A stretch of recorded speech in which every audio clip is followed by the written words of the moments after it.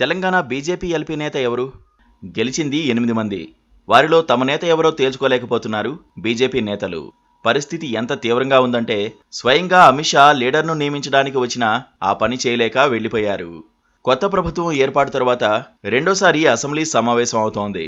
కానీ బీజేఎల్పీ లీడర్ను నియమిస్తారా లేదా అన్న దానిపై మాత్రం స్పష్టత రావడం లేదు. తెలంగాణలో కొత్త అసెంబ్లీ ఏర్పడి 2 నెలలు కావస్తోంది. బీజేపీ ఇంతవరకు ఫ్లోర్ లీడర్ ఎవరన్నది ప్రకటించలేదు. ఎన్నికల ఫలితాలు వెలువడి దాదాపు 2 నెలలు పూర్తయింది. అసెంబ్లీలో పార్టీ తరఫున గలం వినిపించేందుకు ఫ్లోర్ లీడర్ అవసరం. అన్ని పార్టీలు ఫ్లోర్ లీడర్లను ప్రకటించినా బీజేపీ మాత్రం ఎవరో చెప్పలేదు. ఇటీవల జరిగిన అసెంబ్లీ ఎన్నికల్లో బీజేపీ 8 స్థానాల్లో విజయం సాధించింది. ఉమ్మడి ఆదిలాబాద్ జిల్లా నుంచి 4, ఉమ్మడి నిజామాబాద్ జిల్లా నుంచి 3 బీజేపీ ఎమ్మెల్యేలు ఉన్నారు. హైదరాబాద్ పరిధిలోని గోషామహల్ నుంచి రాజాసింగ్ విజయం సాధించారు.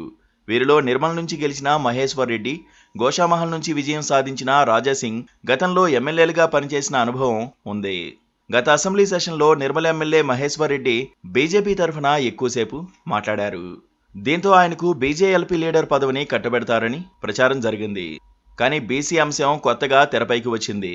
గెలిచిన ఎమ్మెల్యేల్లో 2 మాత్రమే బీసీలు. Adilabad MLA Payal Shankar, Goshamahal MLA Raja Singh BC సామాజిక వర్గానికి చెందినవారు. తమ పార్టీ అధికారంలోకి వస్తే బీసీని సీఎం చేస్తామని సూర్యాపేటలో జరిగిన ఎన్నికల ప్రచార సభలో కేంద్ర మంత్రి అమిత్ షా ప్రకటించారు. ఆ సమయంలో దీనిపై విస్తృతంగా చర్చ జరిగింది. బీజేపీ నేతలు మిగతా పార్టీలకు సవాల్ విసిరారు. దమ్ముంటే బీసీని సీఎం చేస్తామని ప్రకటించాలన్నారు. ఈ ఎన్నికల్లో బీజేపీ 8 చోట్ల విజయం సాధించడంతో ఫ్లోర్ లీడర్ ఎవరన్న చర్చ మొదలైంది. ఇప్పుడు శాసనసభాపక్ష నేతను కూడా చేయకపోతే దానికి విలువ ఉండదని అనుకుంటున్నారు. రాజకీయ అనుభవం ఉన్న ఏలేటి మహేశ్వర్ రెడ్డికి ఇస్తే బీజేపీ రాష్ట్ర అధ్యక్షుడి సామాజిక వర్గానికే కట్టబెట్టినట్లు అవుతుందనే చర్చ ఉంది. పైగా ఆయన ఎన్నికలకు ముందు కాంగ్రెస్ నుంచి బీజేపీలో చేరారు. బీసీకి ఇవ్వాలని భావిస్తే పాయల్ శంకర్, రాజాసింగ్ రేస్లో ఉంటారు.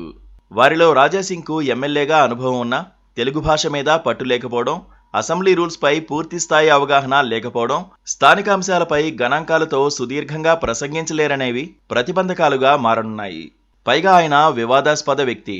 ఎక్స్ట్రీమ్ హిందుత్వ ఇమేజ్ను బీజేపీ కూడా భరించలేకపోతోంది. తప్పనిసరి పరిస్థితుల్లో సస్పెన్షన్ ఎత్తివేసి టికెట్ ఇచ్చారు కానీ అంతకన్నా ఎక్కువ ప్రాధాన్యం ఇవ్వాలనుకోవడం లేదు. దీనికి తోడు రాజధానిలో 3వ పవర్ పాయింట్ వస్తుందనే గుబులు కమలం పెద్దలకు పట్టుకుందని సమాచారం. దీంతో ఆయనకు చెక్ పెడతారనే ప్రచారం ఉంది.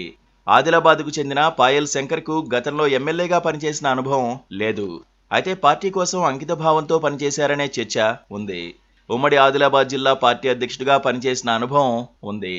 కానీ పార్టీలో ఏ వర్గం కాని కేడర్ నుంచి మాత్రం ఎక్కువగా వినిపిస్తున్న పేరు కాటిపల్లి వెంకటరమణారెడ్డి. కామారెడ్డి నుంచి ఆయన జైంట్ కిల్లర్గా ఎదిగారు. ప్రస్తుత సీఎం, మాజీ సీఎంలను ఓడించారు. ఆయన బీజేపీ విధానాల్ని, మోదీపై అభిమానాన్ని ఓ రేంజిలో ప్రదర్శిస్తారు. ఆయనైతే ఐకాన్గా ఉంటారన్న చర్చ ఉంది. ఆయన వైపే అమిత్ షా మొగ్గు చూపుతున్నారని, కానీ లోకల్ నాయకులు ఆయన ఎక్కడ పోటీ అవుతారోనని వ్యతిరేకిస్తున్నారన్న అభిప్రాయం వినిపిస్తోంది.